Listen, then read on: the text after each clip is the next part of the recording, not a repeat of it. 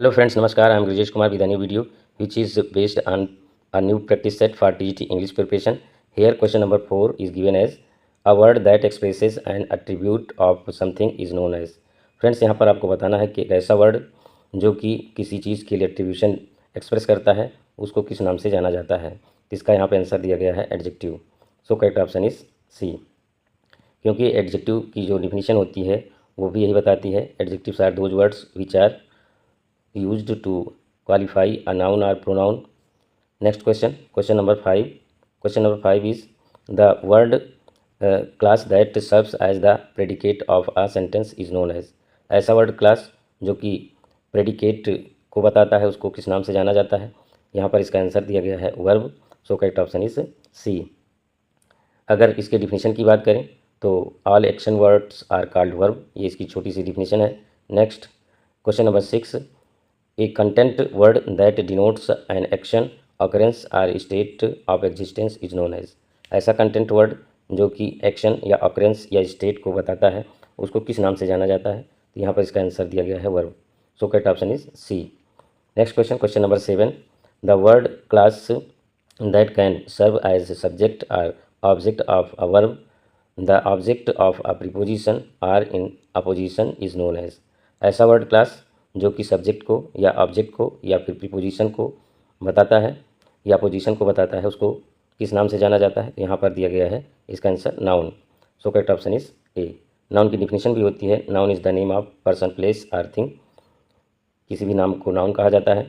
Question number 8, a group of words which makes a complete sense is known as. Very easy. यहाँ पर आपको बताना है कि शब्दों का ऐसा समूह जो कंप्लीट सेंस देता है उसको किस नाम से जाना जाता है। तो यहाँ पे आंसर दिया गया है sentence. So correct option is C. Question number 9, a sentence which makes a statement or assertion is known as. एक ऐसा सेंटेंस जो कि स्टेटमेंट को या असर्शन को बताता है उसको क्या कहा जाता है। तो यहाँ पर दिया गया है assertive or declarative sentence. So correct option is A. Question number 10, a sentence which expresses strong feeling is known as. ऐसा सेंटेंस जो स्ट्रांग फीलिंग को बताता है उसको किस नाम से जाना जाता है। तो यहाँ पर इसका आंसर दिया गया है exclamatory sentence. So correct option is D. आपको पता भी है कि एक्सक्लेमेटरी सेंटेंसेस जो होते हैं ये जो है हार्ट की फीलिंग्स को बताते हैं, इसलिए इसको इनका जो है एक्सक्लेमेटरी सेंटेंस कहा जाता है। Question number 11, the part which tells something about the subject is known as. Sentence का ऐसा पार्ट जो सब्जेक्ट के विषय में बताता है उसको किस नाम से जाना जाता है। तो यहाँ पर इसका आंसर दिया गया है predicate of the sentence. So correct option is B. Question number 12, do it, this is an imperative sentence, here in this sentence the subject is. यहाँ पर डू इट एक इम्परेटिव सेंटेंस दिया गया है जिसका सब्जेक्ट आपको बताना है। जिसका आंसर यहाँ दिया गया है लेफ्ट आउट, यानी छोड़ दिया गया है। So correct option is C. वैसे इम्परेटिव सेंटेंस का जो सब्जेक्ट होता है वो अंडरस्टूड होता है और हमेशा यू रहता है, ये इसका फैक्ट है। क्वेश्चन नंबर 13 दिया गया है, it is a group of words which forms a part of a. Next part इधर है, next part of this question is given here. Yes, next part is sentence it contains a subject and a predicate it is. जिसमें जो है subject और predicate होते हैं, इस sentence को क्या कहा जाता है। तो यहाँ पर इसका आंसर दिया गया है क्लॉज। इसमें सब्जेक्ट भी होता है, प्रेडिकेट भी होता है, क्लॉज कहलाता है। So correct option is B. Question number 14 दिया गया है, a group of words which makes sense but not complete sense is called. शब्दों का ऐसा समूह जो कि सेंस तो देता है लेकिन कंप्लीट सेंस नहीं देता है। तो ऐसे शब्दों के समूह को क्या कहा जाता है। यहाँ पर आंसर दिया गया है a phrase. So correct option is A. Phrase कहा जाता है जिसको हिंदी में वाक्यांश कहते हैं। Next question, question number 15। Question number 15 is as follows, words are divided into different kinds or classes, these kinds or classes are. यहाँ पर खाली स्थान दिया गया है, इसको आपको सही शब्द से भरना है according to their use in a sentence. Fill in the blank आपको यहाँ पर भरना है। तो पार्ट्स ऑफ स्पीच होता है। So correct option is C. Question number 16, what is used to express an action or state.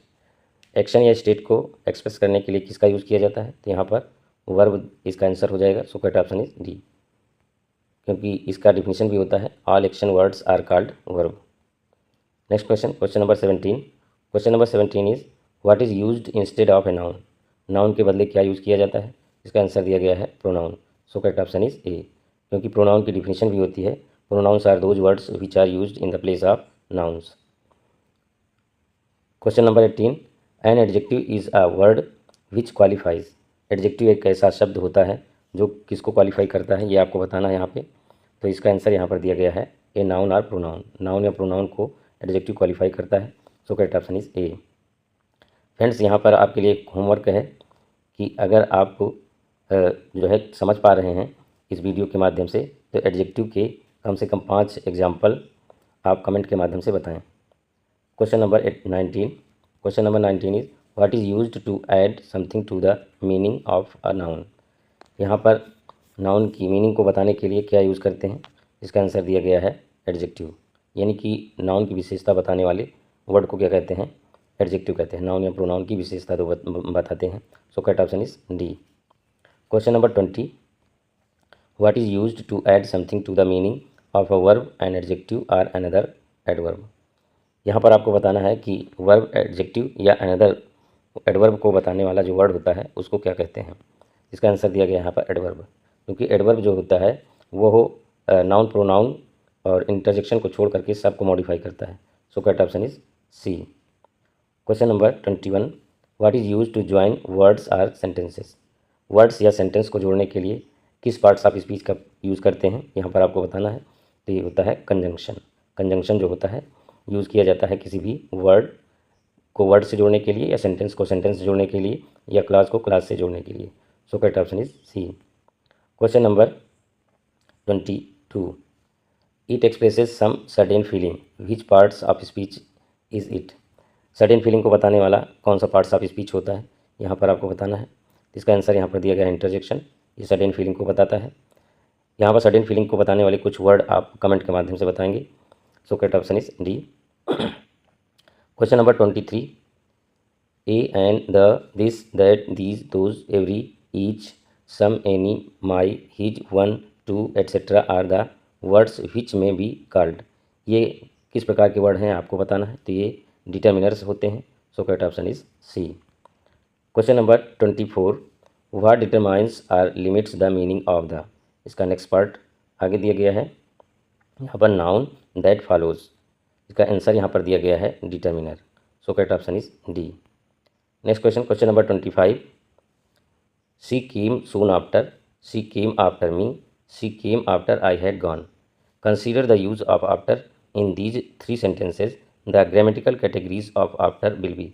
Friends, यहाँ पर आपको बताना है कि जो आफ्टर वर्ड यहाँ पर दिया गया है तीनों सेंटेंस में, ये किस कैटेगरी में आते हैं पार्ट्स ऑफ स्पीच के अकॉर्डिंग। तो यहाँ पर इसका आंसर दिया गया है, जो पहले सेंटेंस में एडवर्ब के रूप में आफ्टर आया है, दूसरे में प्रीपोजिशन के रूप में आया है, और तीसरे सेंटेंस में यहाँ पर 2 क्लॉज को जोड़ रहा है ये, तो ये है कंजंक्शन। फ्रेंड्स, आज की वीडियो में बस इतना ही। यदि वीडियो आपको अच्छा लगे तो लाइक करें, ना अच्छा लगे डिसलाइक करें, कमेंट करना बिल्कुल भी ना भूलें। और यदि इस वीडियो से आपको कुछ लाभ मिलता है तो please support me and subscribe my channel to get notification as soon as you wish. Thank you very much.